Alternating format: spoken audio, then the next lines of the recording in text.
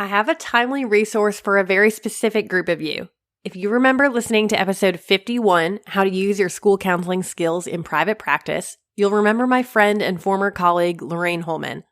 Lorraine set out to start her own private practice and now wants to teach you why you should and how to open your own viable private practice as a licensed professional counselor. Join Lorraine at a live 2-day virtual private practice workshop for school counselors. This 4.5-hour training will cover LPC licensure steps, private practice documentation essentials, developing your niche and ideal client, maximizing your profit, marketing for beginners, and essential mindset shifts from school counseling to private practice. You'll walk away from this workshop with the tools and confidence that you need to launch your private practice as a full-time or part-time option. Register today for this paid workshop. Space is limited to 15 school counselors and it costs $259. I'm a huge fan of Lorraine and the work that she's doing as an LPC supervisor and a former high school counseling department head. Head back to episode 51 to hear more about her story, but more importantly, if you have a tug to learn more about the practicalities of moving into private practice, I want you to head to counselorclick.com/private practice to learn more and sign up. That's counselorclick.com/private practice, and I hope you'll get to learn from Lorraine at the live workshops on June 7th and June 15th.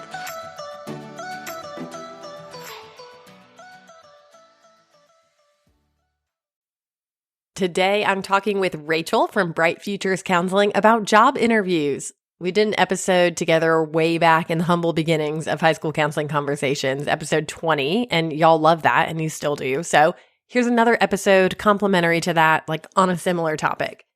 Even if you're not interviewing right now, I think this would be a good episode to keep in your back pocket or just listen in case you're just being a little nosy and you want to hear some of our thoughts on the do's, the don'ts, the advice, the weird things that happen in job interviews. I think you'll really enjoy it. We're airing our conversation on both of our podcasts, so head on over if you want to check out her podcast as well. I mean, the same episode will be on both of them, but her podcast is called School Counseling Simplified. I'll link it in the show notes if you're looking for another school counseling podcast to add to your lineup. She really talks to elementary school counselors, but I think you'll find that some of her episodes overlap with you as high school counselors as well.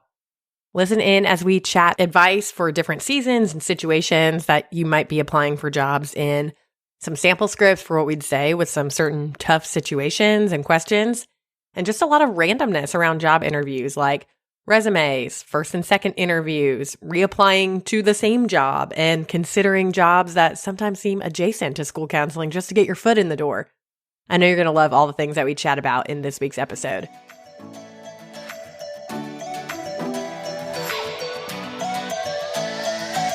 You got into this profession to make a difference in your students' lives, but you're spread thin by all of the things that keep getting added to your to-do list. I can't create more hours in the day, but I can invite you into my Counselor Click where you'll finally catch your breath. Come with me as we unpack creative ideas and effective strategies that'll help you be the counselor who leaves a lifelong impact on your students. I'm Lauren Tingle, your high school counseling hype girl, here to help you energize your school counseling program and remind you of how much you love your job. Hey, Rachel, I'm excited to chat with you about job interviews. Since the last time we did an episode, it was really fun. We got to talk about kind of the whole spectrum of interviewing for jobs and what that entails with some mock questions. And now we're back with some more questions because people love that episode. I know people do love that episode, and it's so good to talk to you. We were just catching up off air because we're just friends and I love chatting with you. We probably should. I know. And we both just showed up like, let's just see how it goes. We like prepared things. So I love it. Exactly. But no, I love this topic too. It's so funny. I was actually had you in mind because for May, I'm focusing on like wrapping up the school year, interviews, things like that. And I had in my notes like Lauren Tingle interview nightmares ? Like I thought that would be like a fun, like talk about the like horror stories of interviewing. Yeah. That would be a great crowdsourced episode if people were to like share their embarrassing moments or the ones that went wrong, or like if you wish you could go back in time, what would you do? Ooh, let's do that for next year. That's great. Yeah. Have you done a crowdsourced episode?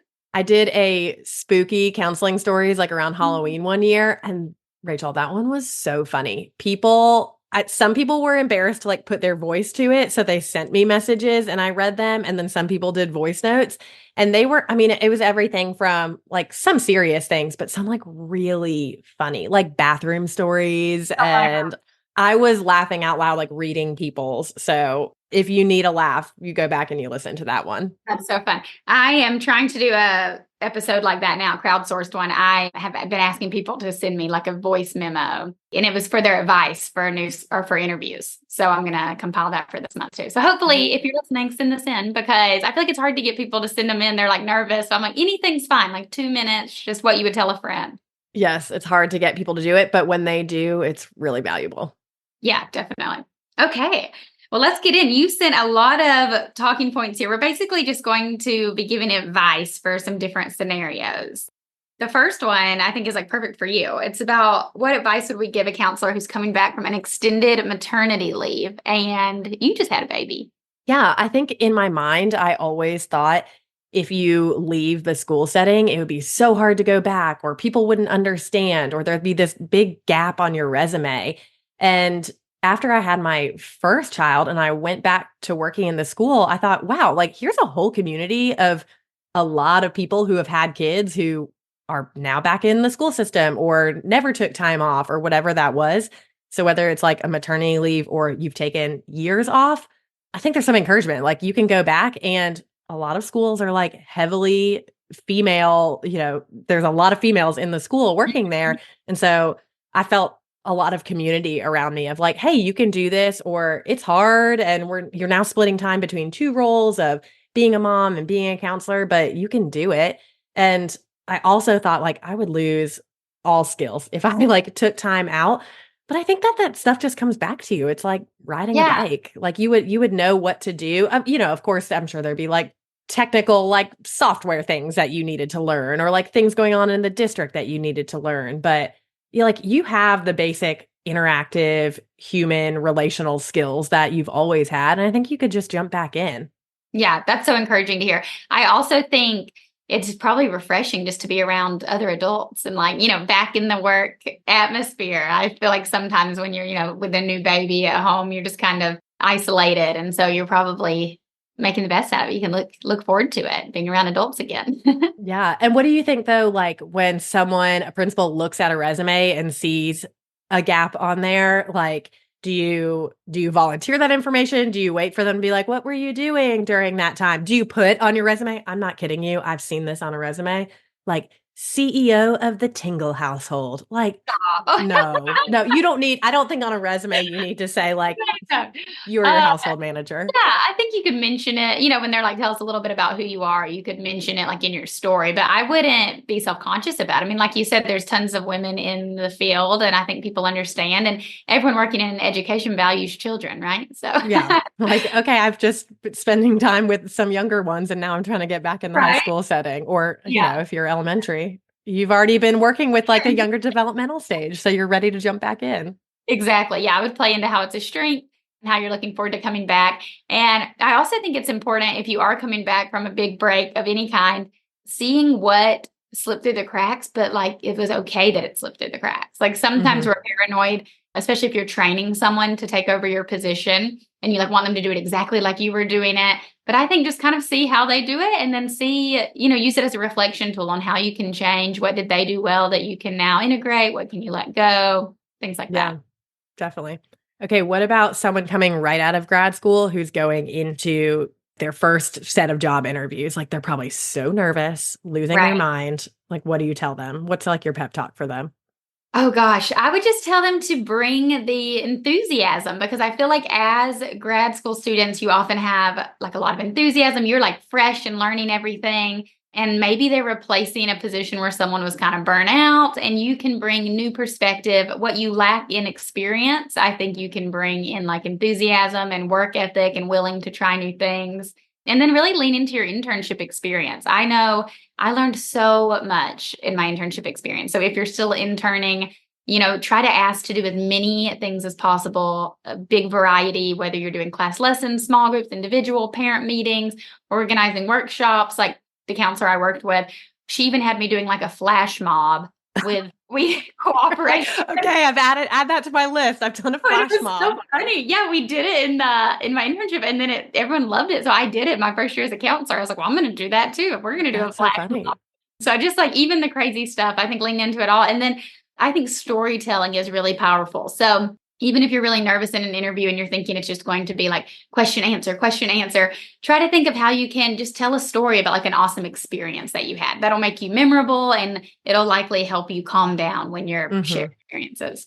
Yeah. And I think if you leave that first or second interview and you're like, oh, I wish I had a better answer for that, or I wish I had a story for that, go back to your internship site and say, okay, now I need to reflect. Like, who is that student who I've been working with where I have found a win? Or ask your supervisor, hey, that time that you gave me feedback, or when was the time that you gave me feedback? Can you like remind me of a way that I've grown? Like, ask for that good stuff, that hard stuff, and reflect on it. So you're going to be in a whole season of doing interviews, most likely, like not getting the first one. So write down those questions and the ones that you wish you had better examples for, and then take some time to come up with a story to tell for that.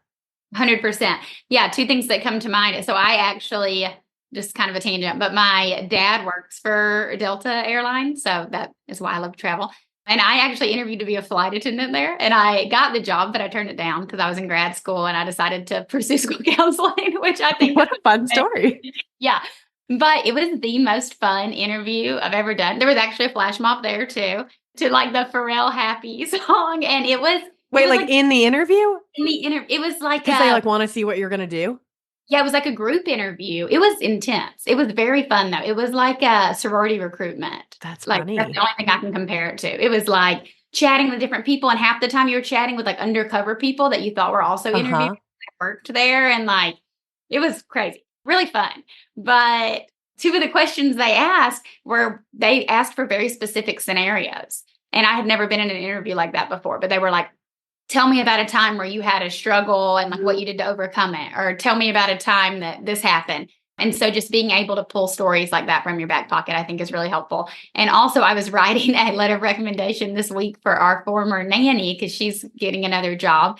So I was happy to write her a letter of recommendation. And I went into Canva because I was like, oh, I'll make it pretty, instead of just like a Google Doc.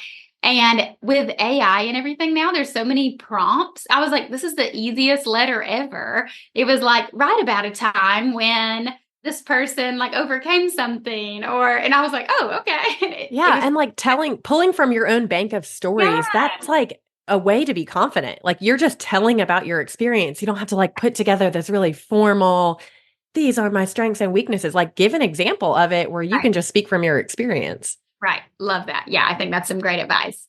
Okay, this next one. What about advice for someone who hated their last job? Yeah, I think that what a question that can catch you off guard if you haven't really thought about it. Like you're applying for a new job because you hate the people you work with or you hate your principal. How do you honestly say you're leaving there? You just don't want to like come off. You don't really want to be that truthful, I guess, about that. So I mean, you gotta think about that before you go in there and what you would say of like why you're leaving. I mean, but they don't have to know. Maybe you want to be closer to your house and you want less of a commute, or if you're going from elementary to high school, like you just want a change of scenery with a different age students that you work with. I mean, I just think like come up with something so that the first thing you think of is not, well, I just want to get out of here. I'll go anywhere else. What do you think? I think I agree. I think a reoccurring theme we're seeing here is to be prepared. So to have some pocket, have your, answer in your pocket of why you're leaving. Focus on the positive things about that job, but maybe make it something about, you're looking to grow in a new position or expand or new experiences, or you feel like you've, served that community well and you're looking for a different one, or I don't know. You can. I mean, because you very well could be leaving because of all of the negative things. Like, I hope you're getting out of that situation and finding a new job, but you better be prepared so that that's not the thing that you think of to answer when they ask you. Right. Definitely. You kind of touched on this a second, but like someone coming from a different level. So for this one, do you mean, are we thinking like elementary to middle or middle to high? Yeah, I think I hear people saying that almost they feel insecure. Like I've been a counselor, but I've never been in the high school before. And I do want to experience it. And I think I'd be good at it, but the only experience I had was maybe in my practicum where I did 100 hours 8 years ago, and I don't know that I would really know what I was doing, but I want to do it. So how do you maybe combat that imposter syndrome of like, I won't be good at it. I don't know what to do. And then how do you like convince someone that your elementary experience could be used in this different setting or something? Right. I would almost do like a little Venn diagram and see where the overlap is. So, working with parents, doing school-wide events, anything that would work for both settings and talk about those strengths, but also think about it as if you're a first year counselor right out of grad school, you would have never worked anywhere. So it's kind of like that. So just because you've never worked in that setting before doesn't mean that you're not able to do a great job there. So I would just, reflect on what your strengths are, what you have learned, all that enthusiasm, what you can bring to this setting, and then also see where overlap lies with your experiences. I even did this my first year because I hadn't been a school counselor before, but I had previous job experience working with like adults with developmental disabilities or as an academic specialist at this educational consulting company. So I talked about how there was some overlap between school counseling and those things. So I just think draw from the experiences that you do have.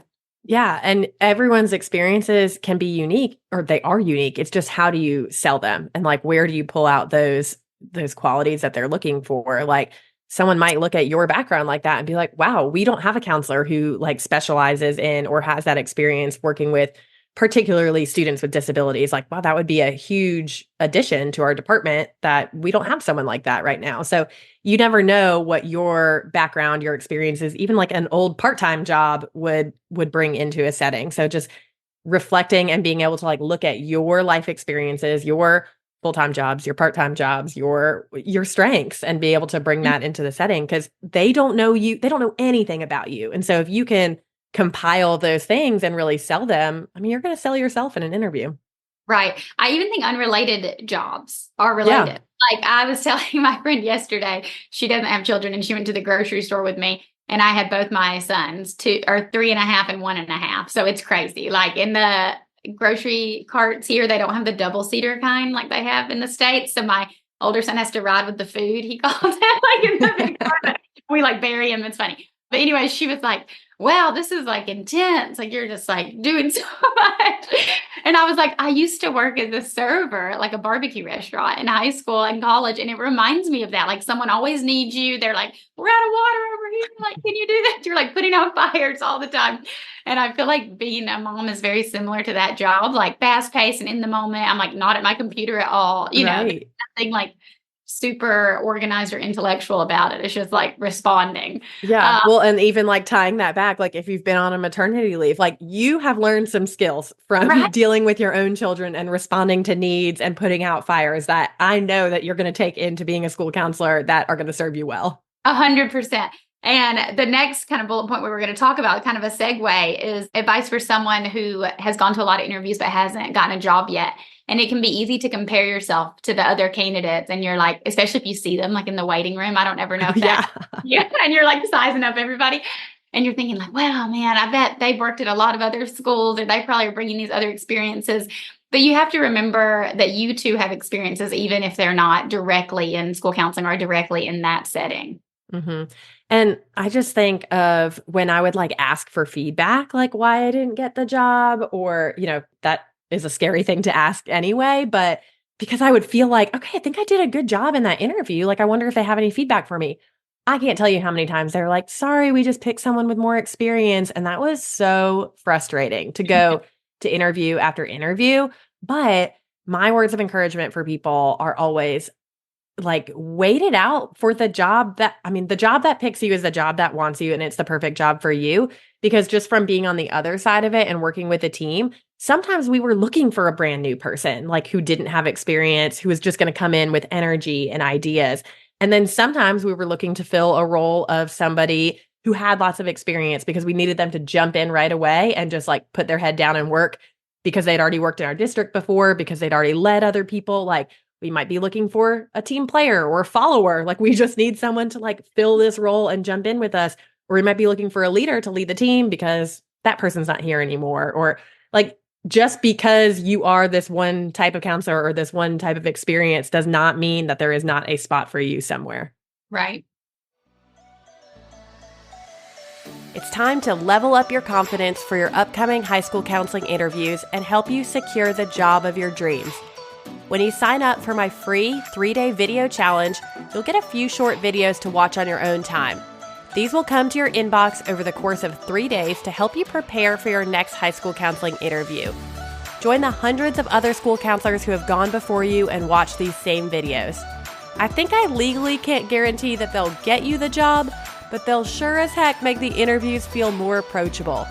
Grab my free job interview video series by going to counselorclick.com/interviews. Now, back to the show.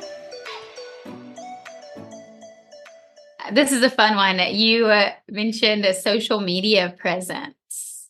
Yeah, I think this is just something now we're kind of like moving away from just like our bullet points of advice and thinking, I just want to like chat some things about interviews because being on like the inside of it, I am curious if you have had this experience too. When you see someone's resume, do you go like look them up online and like look for who they are and like what they're posting and stuff? I would say like if I have a stack of resumes and I need to eliminate, like I even can eliminate by looking at the resumes or whatever, I'm probably going to go find someone on social media and like see what they're all about. Yeah, at least like Googling them, trying to find their LinkedIn, anything. Yeah. Definitely. And so it's just something to consider. Like, you don't want to judge a book by its cover, but like if given the opportunity and we need to eliminate some people, I might eliminate the person who is like, I don't know, wearing something seductive in their profile picture. Right, like when you're applying for a job, you just got to be aware of like who could be looking at your stuff. Right. Yeah, that's such a good reminder. How do you feel about people who have like a counselor specific Instagram? Like obviously you and I do because this is kind of a business for us as well. But I know some, like my friend is a school counselor and she has a blog and Instagram just for fun to share like what she's up to, to inspire others. I think that would be so cool. I would see that and be like, wow, they care about this profession. They're sharing ideas. It would be like a little mini interview without them even knowing, or like if you have that, it'd be like kind of a place to showcase what you're doing and probably a way to bring that into an interview setting. Like I bet if it's public, it's something that you're proud of and you can pull from. So I wouldn't go all that way just to do it just to get a job. But if it was like a thing that was helping me anyway, I might as well like share it or make sure it's out there. Right. No, I agree. I think it shows, that you like are really passionate about your job and and I mean, y'all know this, if you're like connecting with other counselors on social media, it's helpful like to be asking these questions and be connecting with people. And as you're heading into the job interview process and just like hearing from people. So you're probably already in that world. Okay. What else are you thinking? Okay. If you saw a resume, is there anything on it that you would be like, throw this in the trash? We don't need to interview this person because it says this on it. Any typos for sure. Like if you didn't put any effort there. I'm trying to think of content wise, something that it would say. Well, I think people like, it's hard. You got to have somebody else read your resume and see like, how does it sound? What does it look like? Because our eyes sometimes miss really easy typos. But again, if there is a major typo on there or like the formatting is weird and it's hard to read or like just basic looking at it kind of stuff, as a counselor, you're communicating with people all the time. If you cannot spell things correctly and you're like emailing parents and stuff, that's kind of a red flag to me. How do you feel about resume paper? Like I don't care. I remember I was like so broke and I would go to Best Buy and buy like the $20 resume paper. I remember going to a big job fair in our area and I mean, like sweating because I realized like last minute I hadn't printed it on resume paper. And same thing, I was like running to Staples to like print it on something. I'm like, they probably put that in a box somewhere and maybe didn't even look at it. It reminds me of Elle Woods, Legally Blonde. She's like, it's tinted. Yeah, I guess if you're going to do that and leave it memorable for them, then yes, the paper, the scent of it is so important. Is there anything for you that's like a red flag on a resume content? I mean, because I care about like progressing this profession and having a comprehensive school counseling program and using the ASCA model, that kind of stuff. If somebody says that they are looking for a position as a guidance counselor, I'm like, we're not the same. We're not the same people. and maybe they've been a counselor for a really long time and that was the language you used a really long time ago. But to me, that doesn't show that you are on top of what the trends are in the profession. Like, we don't call ourselves that anymore. So maybe it's time to update the resume. Right. I think that's great. That's a really good point. And you would be surprised at like how many you would see like that. Yeah. Just rinsing and repeating what they've been using. Maybe that. And it's hard if the like listing on the district website still calls it guidance counselor or something. I think you still have the freedom to call it school counselor on your resume, because I might not have control over that job listing that's on there, even though like I'm going to have control interviewing the people or something. So that might just be like a statewide name that's in a computer somewhere that hasn't been updated or has to go through legalities to get it changed. But the people really doing the interviews should know that they want a school counselor. Right. I agree. I even at my job at the international school here in Costa Rica, they were calling it guidance counselor. And I like asked for the title to be changed, like even on my little door placard and everything, because it's important. Okay. I love this one. You put on here about, are you willing to work outside of normal contracted hours? I know that's a question that I've seen before. And I'm like, no, I'm not willing to, but like, what do I say? Right. Yeah, that's so tricky. I had Laura Filtness on my podcast recently. She was talking about setting professional boundaries. Enthusiasm, as new counselors are oftentimes so eager to say yes and be like people pleasers with good intentions, but then they kind of don't have these boundaries and then it keeps getting pushed. So that is something important to discuss beforehand. Yeah, maybe just saying how you're confident that you can get your job done within the amount of time that you need to, and just like the nature of our profession that you need to make sure that you're allowing time to decompress. I don't know. What would you say? Yeah, I like using that as like, maybe this role is different from an administrator or a teacher in that some of the stuff that we are talking to students about is really heavy. And honestly, like I need to go home and not think about that stuff. In the high school setting, there are a lot of evening things like a FAFSA workshop or, a college night where admissions reps are traveling from somewhere and they're putting on an event, or curriculum nights. Like there are a lot of things on the calendar that you just kind of know that are going to be there. Like part of me is like, what if that was a trick question of like, there are counselors in the interview and they're like, can this person set boundaries? It's probably not. It's probably like, how much can we get out of this person? Will they be at every evening event that we have? I think I would still say, like, personally, it would be really hard for me with young kids to be like, yes, I can make sure my husband's home so that I can get to the school. And, that would be really challenging.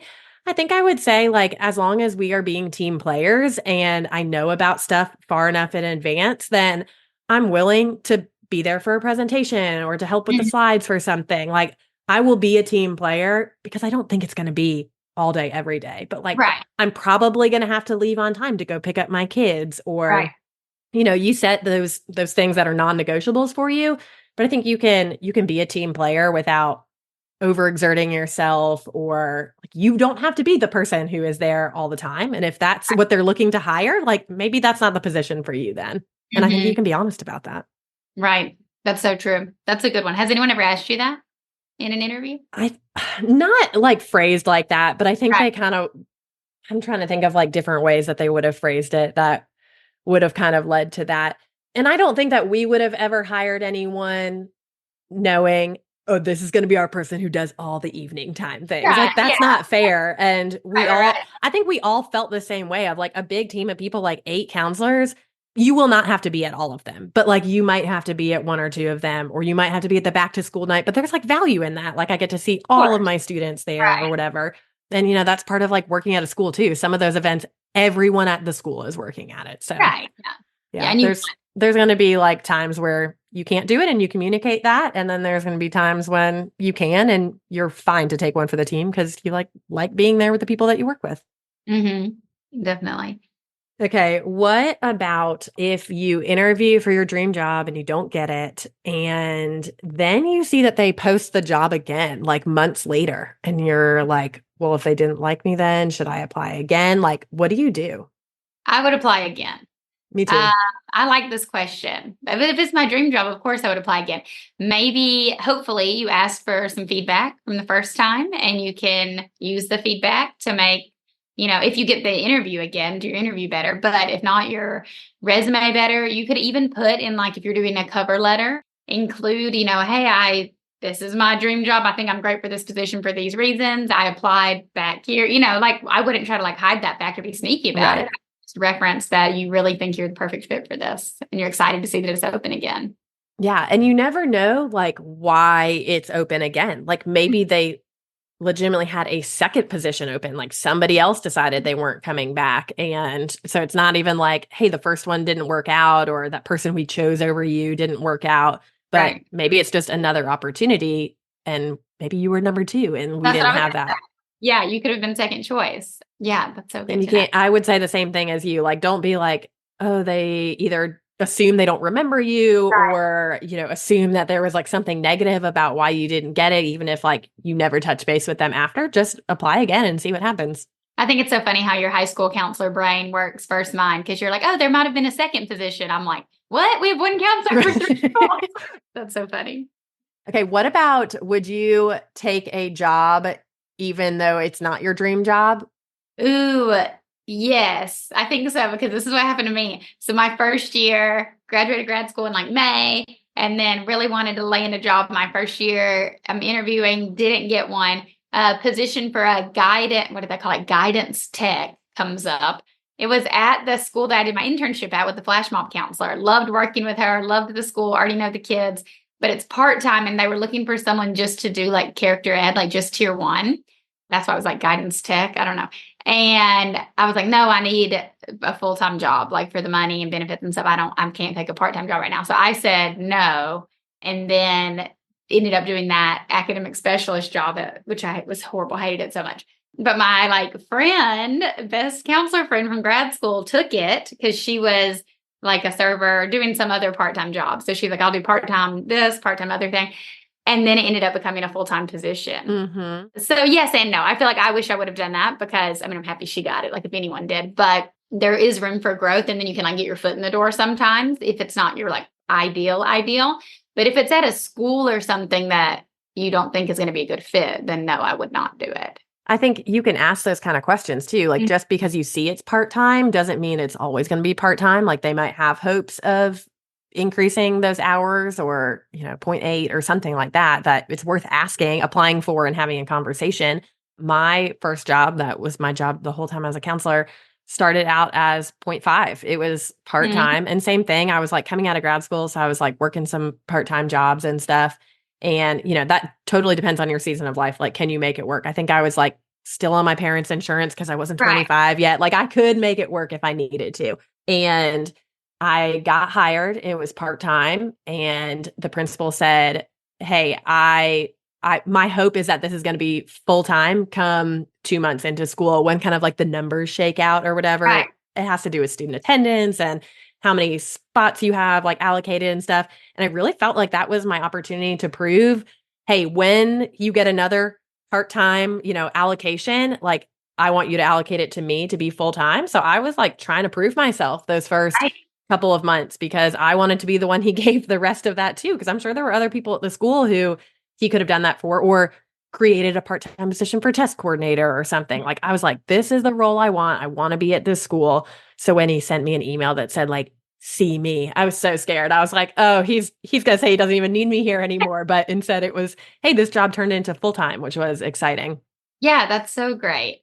So yeah, and honestly, even if it's not your like dream job, there's experiences to be had and things you can learn. I don't know. For me, I was just like, it was difficult to find a job and I wanted to be a school counselor so bad. So I was like willing, I feel like, to take a lot of stuff, but I didn't think about the part-time turning into full-time. And I was like, oh, in retrospect, I probably should have done that. Yeah. And like you said, like an academic specialist, like there are other kinds of like roles that are adjacent that, maybe it's the graduation coach and you work with school counselors and they want a school counseling certified person to be in that position, but they're just calling it something different. So like, don't be afraid to broaden your search. Don't just do like the drop down on the district website for school counselor or guidance counselor. Like look at vocational things or look at career centers or just like kind of get creative with what you're searching and looking for. Yeah, that's so true. Okay. Let's do like 2 more. What do you think? Okay. Yep. Sounds good. What about like a first interview versus a second interview? Like people get really nervous when they get called back for a second interview. They're like, what questions are they going to ask me? Why are we doing a second interview? Have you ever been a part of like different rounds of interviews? And what was that like? Oh, that's so good. I think I only did a second interview once. My job that I ended up getting was a one interview kind of thing. It actually happened really fast. It's so funny because the other ones were like follow up and I was sending like handwritten thank you cards was like a big deal to me. But then the one I got I found out so soon after I hadn't even had a chance to like send the card yet or whatever. And I'm trying to remember the second round of one. I know I had it, but I honestly don't. It's been a long time. I don't even remember the differences or what. Yeah. And I think every school is kind of different on what they're doing. Like sometimes we've done it differently at the school that I was worked at, like depending on who the principal was. Sometimes the principal and like department head would do the first interview, and then the second interview would be like with the whole team of counselors, or vice versa. Like the principal's like, I don't need to sit in all the first screening interviews. Y'all as a team interview everyone, and then I'll do the final, would you be a good fit for our school kind of thing. And I do think it's important to get some FaceTime in an interview with the counselor or counselors at the school if you can. Because I mean, all the principals I've ever worked for, even though if they have meant well, they don't know what questions to ask a counselor. Like they're used to hiring teachers. And so, I mean, they're asking the things like, are you going to work the extra hours? Are you going to be the test coordinator? Like things that they want filled, but aren't necessarily like school counseling related. So I think it's like really helpful to get some time with someone who has some counseling experience. Now that you say that, I feel like I was never interviewed by counselors. That's crazy. Like, and you have no idea what the school is going to be like then in terms of like counseling. HR director and the principal was who interviewed me for the job I ended up getting. And then I like never saw the HR director again. And you like hope that they know something about counseling when they're interviewing you. Right. One time maybe I shared this on our previous episode. I had a student-led interview. Oh, that's cool. I kind of remember you saying that. Middle school. Yeah, that was kind of cool. I think the counselor might have been in on that one. It was like a panel. Yeah. And maybe just some like encouragement of not to be intimidated by a setting like that. I think of how many we did during Zoom, like during COVID times on Zoom, with like the person would come on the interview and we are like Brady Bunch of like screen images on there, muting and unmuting when we're asking questions. Like that would be really intimidating, but it's a great opportunity for you to see like, would I get along with these people? Would I enjoy working with these people? And if it's an in-person thing, sometimes the second interview is just kind of like showing you around and introducing you to people and seeing how you respond and interact with them, because it might just be like, would you be a good fit for our team? Right. Did you do second interviews on both ends? Oh my gosh, I'm trying to think of like what my interview. No, I think at the place that I worked the whole time, I think my interview was with the principal and department head. But after that, like, I think as a team, we really spoke up and said, hey, we would like really value like all getting to have some impact in who is hired and like ask some questions and get to talk about it together as a team, because we really were moving in a direction that felt like, hey, we're a team. We have certain roles that we need filled and stuff. And it helped everybody kind of function as one. So on the inside, I would say we kind of transitioned to doing a second one of the interviews. Like there would always be two if we were inviting people back, and we would let them chat with everyone. Yeah, I love that, especially for a team of counselors. That's so important. Yeah. I can't imagine, not meeting the team. Yeah. So what would you say to someone like when they get to the end of an interview? Because like maybe we're getting to the end of this interview. When you say, do you have any questions for us? Like what kinds of things do you ask? Or are you like, nope, you answered all my questions, don't have anything? Yeah, I think you should always have a question prepared. You could ask them, what their favorite part about their job is, why they like working there. Those are things that I had to, that I would say, like, you want to get a feel. I know like beggars can't be choosers sometimes when you're just like, I want a job, but to get a feel for like why people like working there. I want to enjoy where I'm working and enjoy the people I'm working with and that kind of stuff. So I think that's a great question to ask. Yeah, no, I think I would ask that too. And then it can get you excited and it kind of makes them self-reflect as you on that end of the interviews. Has anyone ever asked you a question that you didn't have an answer for? Oh, I'm sure. The being the person asking the questions, that is more familiar to me right now. But I think of like in that scenario as yeah. as a counselor at the end when you're like, do you have any questions? Have they asked something? And then you're like, if they're like super technical, like what percent of your students are this demographic or free introduced lunch? I mean, in the high school, you kind of know that stuff because you're putting it on college stuff, but I'm trying to think if it was like maybe, and I wouldn't feel like stumped. Like I was like, I have no idea. Not something Right. I came prepared for. It's like no skin off my back. But like, I mean, not a what do you hate most about this job? And then that's awkward or something. Like you never get an awkward question there. Right. Can you share as the person who did the interviews, what is one like a cringeworthy funny to wrap this up? I had someone who came late to an interview one time and like didn't call. I mean, and then came in really disheveled. Like I was in traffic, I was driving from somewhere, and I'm like, I get that. Like things happen, but didn't let anyone know. So there were a lot of us like sitting around a table just like waiting. They just like didn't acknowledge that they came in really late. I was like, did they have coffee? Tell me they had a coffee. I can't remember. No, but they had like big portfolio of stuff, like they like were, you could tell, like, I feel bad. Like they were obviously disheveled, like, and then very nervous, like thrown off for the rest of the interview because they were like, where are my things? They couldn't get settled. And I was like, I just like feel for you in that moment, but also like, let's acknowledge like that you got stuck in traffic or you got lost or you didn't know where to park. Like all that stuff is really stressful. I get it. I think I would be like, take a few moments to gather your thing. Or like, even as the person, I'd be like, hold on, I just need a second. Like I hate that feeling for somebody when you can tell they don't know the answer to this question. It's personal to them. Like, I'm not telling you your answer is right or wrong, but like they can't think of anything. Like their mind has gone blank. I'm like, just take a second, girl. You got this. Right. That's so hard to watch. Yeah, I can imagine. Yeah, but and then like Zoom versus in person. It's like, how do you not be awkward on computer with people you don't know in a setting that's really tense anyway? Like, oh, you talk, no, you mute. Oh, this is so weird. It's like we were giving. I feel like we had to give people grace, like on both ends of that. Like, there's technical issues, there's noise in the background, there's whatever. But I mean, I'm sure people are still doing like round one of Zoom interviews just to make it more efficient and stuff. So maybe we've gotten used to that, and you can build your confidence with each one that you do. How many people do you feel like you interviewed before you would select? Did it vary all the time, or just curious? Probably depends on like how much time we have and like the quality of candidates that we had, or how many applicants there were that we were narrowing down to begin with. Like maybe, I mean, like how much we had time for, maybe 5 or 10. I mean, that feels like a lot, but if so if you were planning on doing 5, but then, well, I guess you wouldn't cancel the interviews. Like, or if you have a stack of resumes and then the second person's just like amazing, do you just go for it, or do you continue to interview other people? I think like the resumes that stand out, you like give them those interviews, especially if you've like, okay, you go through the resumes. These are our 5 best ones. We're going to interview them and see what happens. Yeah. I mean, maybe we would have gone to like back to the stack, but I think for the most part, like you can really tell like just by screening resumes who's going to be a decent or like standout person, which like that just shows how much like that first impression of the resume gives to get you just that interview. How do you feel about like photo on a resume?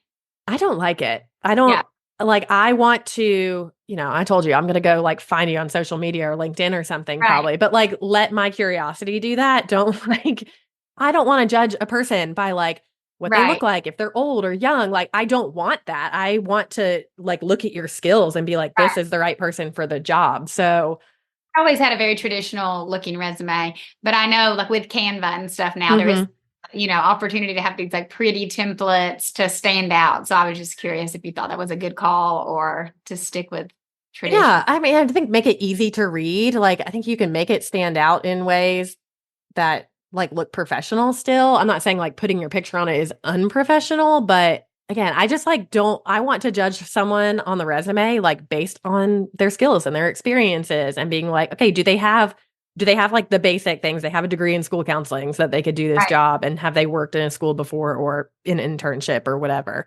I just think it can work against you in some ways. Like I have seen this a lot with like counselors who are like retirement age, and they have some insecurities of like a district would have to pay me more or something because I have all these years of experience. I mean, I guess you can figure that out by like the years that they worked or how many years of experience they had or something. But I don't know. I just that would take up like valuable space on your resume too. Like if you're trying to fill it with words, there's like not even enough room. What am I going to put my little picture on there?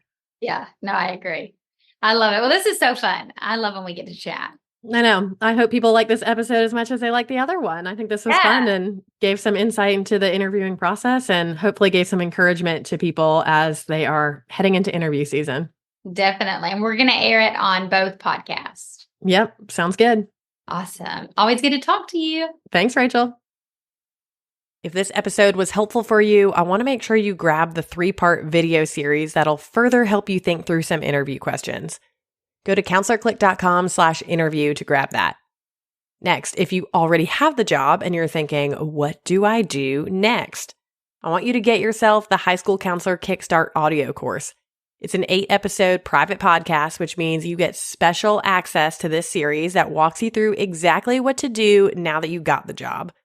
I have a workbook, templates, some awesome bonuses, just really a helpful step-by-step guide for what to do after you nail that job. I've linked it in the show notes, but you can also get it by going to counselorclick.com/new counselor because, hey, that's you. You're a new high school counselor now. I hope you find this episode and that video series a huge resource to help you in the interview process as you embark on your new journey of being a high school counselor. See you next week. Thanks for listening to today's episode of High School Counseling Conversations. All the links I talked about today can be found in the show notes and also at counselorclick.com/podcast. Be sure to hit follow wherever you listen to your podcast so that you never miss a new episode. Connect with me over on Instagram. Feel free to send me a DM at counselorclick. That's CLIQUE. I'll see you next week.